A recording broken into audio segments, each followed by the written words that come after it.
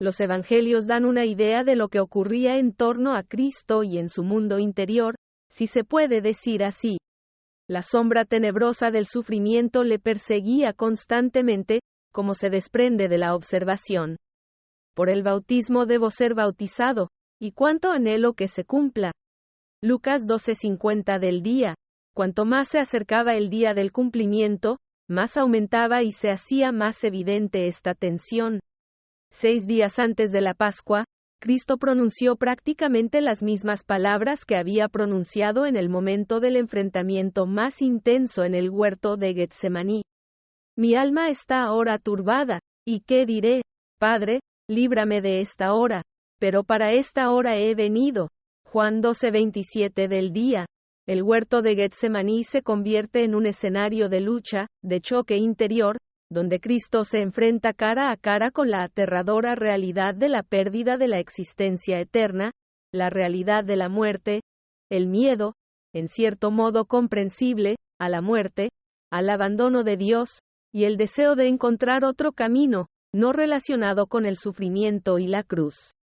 La verdadera tentación, a juzgar por los versos, frases y gritos de la multitud que más tarde se congregó en torno al lugar de la ejecución, fue la tentación de bajar de la cruz y librarse del sufrimiento y la humillación.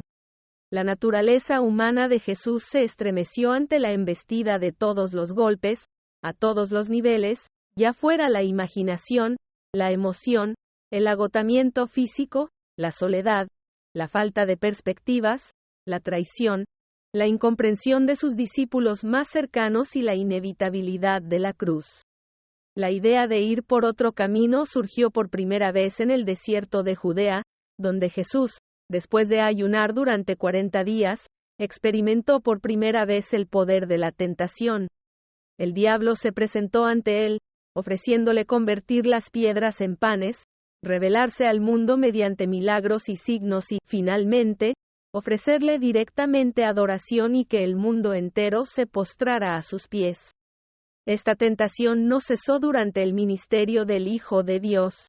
Se produjeron repetidos intentos de hacer rey a Jesús, que él evitó cuidadosamente. Cuando Jesús contó a sus discípulos lo que le esperaba en Jerusalén, en respuesta a la sugerencia de Pedro de evitar el sufrimiento, Cristo dijo de forma bastante dura: «Apártate de mí, Satanás, que eres una tentación para mí». El camino del sufrimiento ante Cristo se alzaba ante sus ojos, y era el único camino posible para redimir a la raza humana perdida y ofrecer esperanza para la eternidad, para aquellos que por el momento no entendían nada, rechazaban, descreían, se burlaban, se oponían abiertamente y finalmente gritaban: «Crucifícale». El huerto de Getsemaní fue el ataque final de las fuerzas de las tinieblas, sabedoras de que el resultado de aquella noche determinaría todo el futuro del planeta rebelde. Si permanecería en el poder del pecado o sería redimido y ennoblecido para siempre para la felicidad y la plenitud del mundo de Dios. El Hijo del Dios viviente se acurrucó en el frío suelo, llorando y llorando, suplicando al cielo que le escuchara. Las palabras: «Padre, que pase de mí este cáliz», transmiten todo el dolor y la desesperación, la tremenda agonía, la profundidad y el poder de la tentación. Como hombre, Jesús no quería morir, pero creo que lo que más le agobiaba era la perspectiva del olvido total, de la muerte eterna, si el Padre no le hubiera dado la seguridad de la esperanza de la resurrección.